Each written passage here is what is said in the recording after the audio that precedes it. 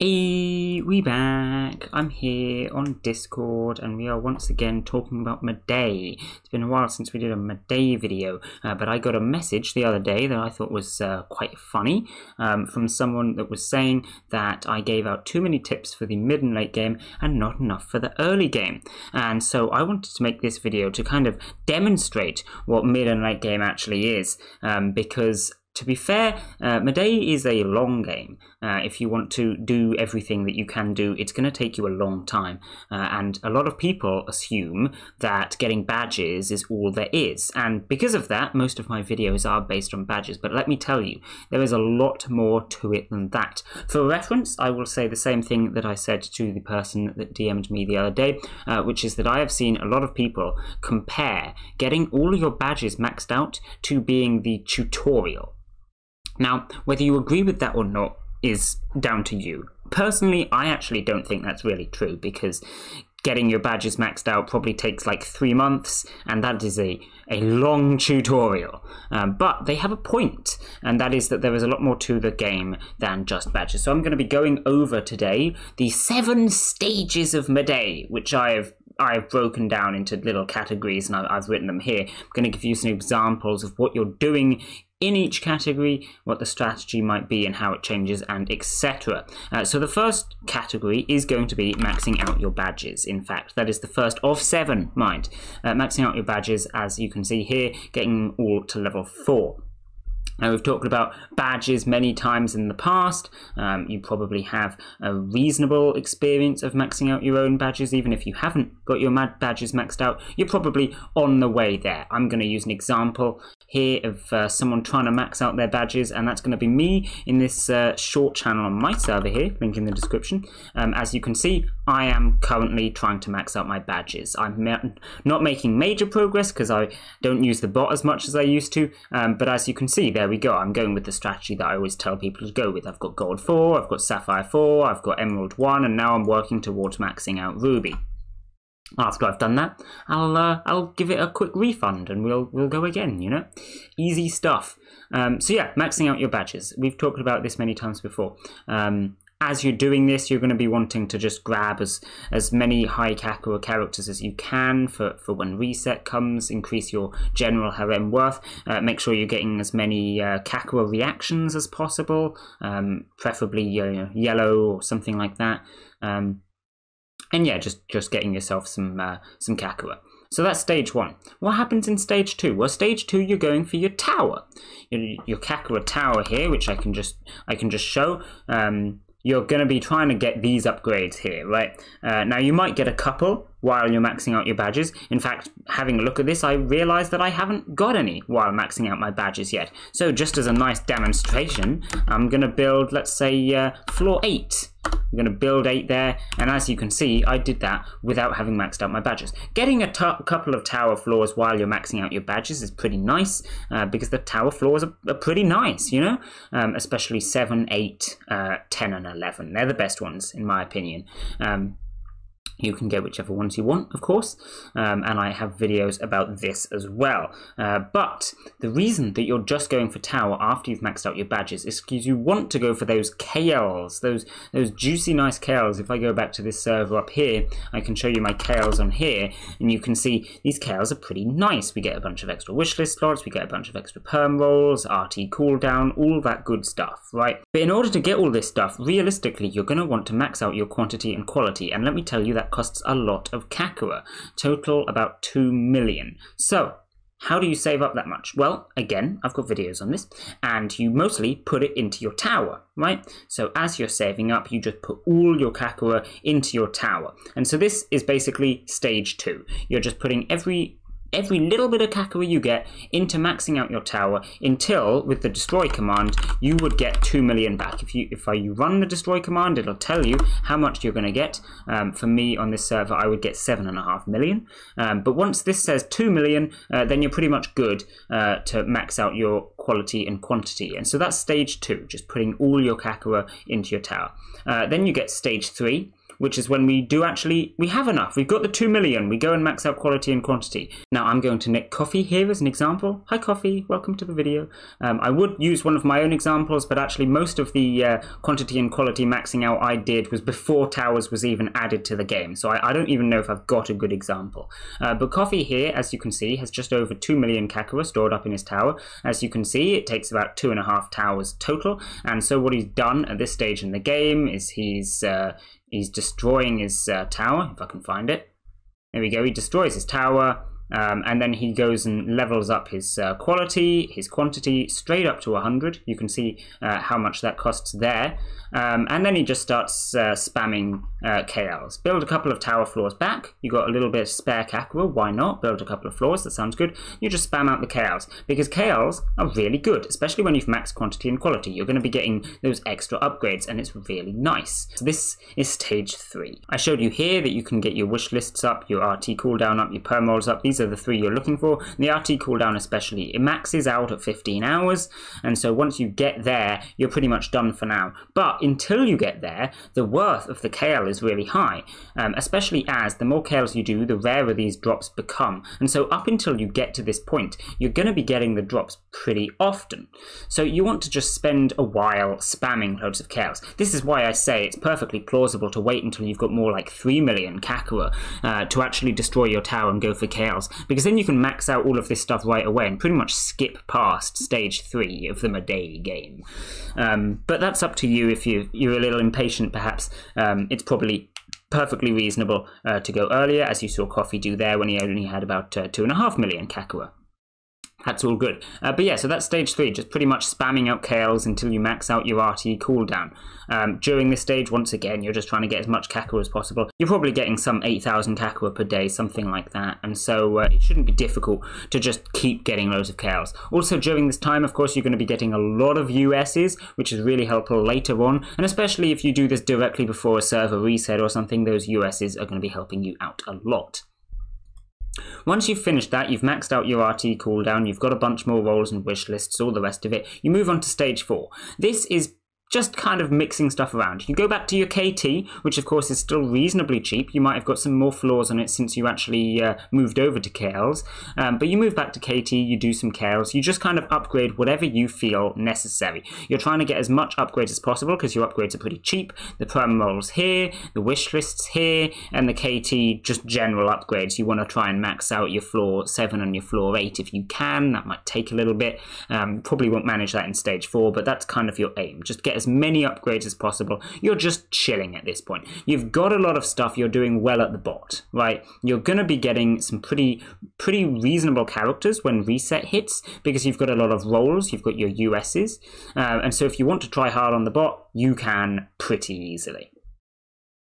Next, you get to stage 5. Stage 5 is when you have enough disables, or more likely limb rolls, you can start disabling a major amount of characters.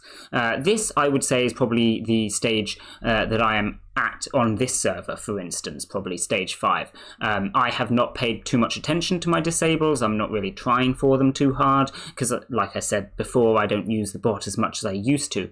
But once you start getting as many disables in your Kakura loots and in your Kakura towers, then you can start wishlist hunting.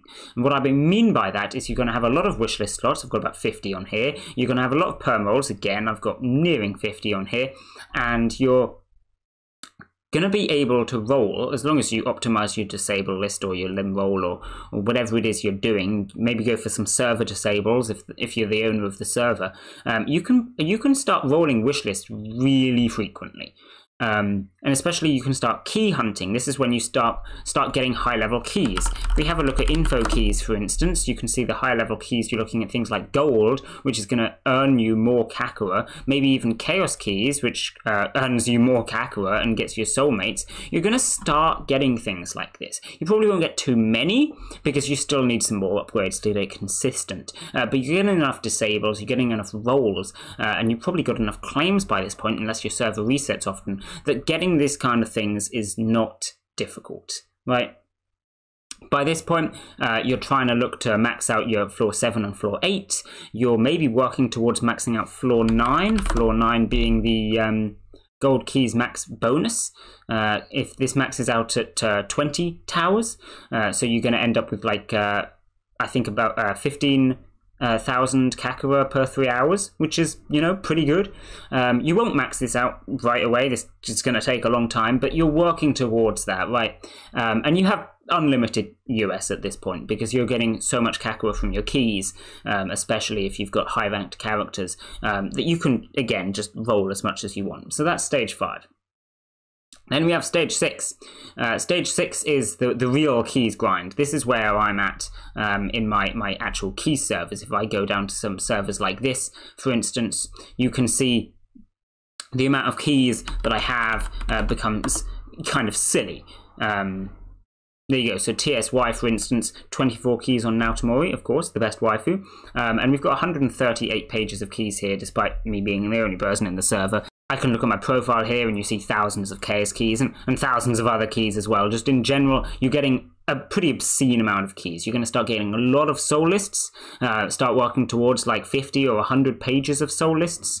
You're going to have maybe by the end of stage 6, you've probably got hundreds of keys on the top characters, not on the lower ones, but you know, you look at people like Now and Shinon and I know Nyan Cat. People that are like in the top 100, you want to be trying to get like 100 keys on those kind of characters because they start going up in value a lot. And you really want to be maxing out your gold keys bonus each time because, like I said, that's like 15,000 Kakura per 3 hours, 5,000 Kakura per hour, and if you can max that out every time, that's some pretty nice income right there. 5,000 Kakura per hour is significantly more than you're going to be getting from reactions, most likely. So yeah, you're going to be trying maxing out that stuff. Then stage 7 is where, ironically, divorcing makes a reappearance. You start realizing at this point that your gold keys bonus is not really helping you much anymore because you've probably got hundreds of keys on these characters. You max it out immediately, and that 5,000 Kakura per hour actually isn't so much anymore because your towers cost so much. You just have way too many towers. On here, I am not at this stage yet. I think I'm on about stage 6, and this is pretty much my best server. I mean, this one probably is, but whatever. And you see, I don't really have that many towers here either because I haven't concentrated on Kakura too much. I've just been going for keys. If you want to get to stage 6 and stage 7, you really want to go hard on the disable lists. Disable lists matter a lot at this point. If I was using a more sensible disables, going for server disables and stuff like that, and I was actually rolling frequently, I would get a lot more Kakura, I would get a lot more keys on my characters, and then I'd start getting a lot more towers after that. So this is why I say I'm only on stage 6. But stage 7 is where you go to divorcing, because your characters now have so much Kakura value that actually divorcing them and then reclaiming them and getting the Emerald 4 bonus is by far the best way to get Kakura, because that has no max limit. You can just do that as much as you like, and you can get hundreds of thousands of Kakura from a character if you have enough keys on them. At this point as well, you're going to have so many disables, so many rolls. You've probably got more than 100 rolls per hour at this point. You might have hundreds of towers for all I know. And so you start getting thousands of keys on characters, especially the top ones.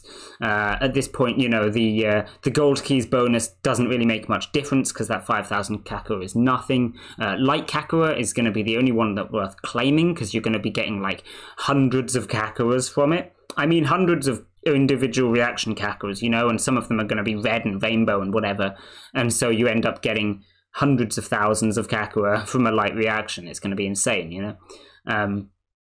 I don't know, that's probably a bit of an overestimate, but of course I'm not at this stage, so like whatever. You can't judge me for that. But yeah, that's pretty much what you're going for. You want to be going for divorces. You want to be going for claiming as much as possible. And of course, from stage 5 and onwards, we've got unlimited USs. So if you ever don't manage to claim that character with 1,000 keys from the top 10 before your claim reset is up, you can just roll like an extra 1,000 times using USs, and it's no problem at all. I mean, even on servers like this, I have an insane amount of USs, and I'm not even on stage 7. So you can imagine how many USs you're going to get once you get to that late in the game. That's pretty much as far as it goes, though. Once you've got an insane amount of keys on a character, the game doesn't change too much because there's no more features added after that. You're pretty much just divorcing and Emerald 4ing characters, trying to get as many keys as possible. There is no key limit anymore. There used to be a key limit of 3,000 keys per character, but that has gone. So there is really no limit to this. Of course, each key adds 5% value to a character, so that's pretty much exponential. And yeah, you're just going to be going up in Kakarot a lot, which is just pretty nice, but yeah, anyway, that's the 7 stages of Mudae. Which stage are you on? I imagine probably most people are still on the first couple of stages, because at the end of the day, like I said at the start of the video, even stage 1, maxing out the badges, takes a few months. It is a lot of work to do this kind of thing, and actually putting in the effort to go through the game like that is going to take a long time. I'm not even saying you should, to be honest, because there's not a whole lot of point. This is why I kind of stopped once I got to stage 6, because my aim in Mudae was to get a lot of soulmates, and that is what I successfully did. Depending on what your aim in the game is, if your aim is just to claim all the best characters, you can probably do that once you get to stage 3 or 4 with no problem. And I wouldn't really advise going past then, because you can already get the characters that you want for the most part. And plus, if you go too far into keys, then everyone's going to be benefiting from it anyway, because of course that increases the value of the character for everyone. So it's up to you. It's up to you what you do, how you play the game, and all the rest of it. But hopefully this video maybe opened your eyes a little bit to how much there is in the game, how much you can do, and the obscenities that some people get up to when they get to the later stage of the game they've been playing for maybe a little too long, because it's kind of funny. Also, hopefully gave you a couple of tips on, like, just generally what you should be doing at each stage in the game. I don't know if I did or not. Maybe this video helped, maybe it didn't. I just thought it was a fun idea to give people a better idea of what's going. But as always, I'm waffling, and so I will end this video here. Bye!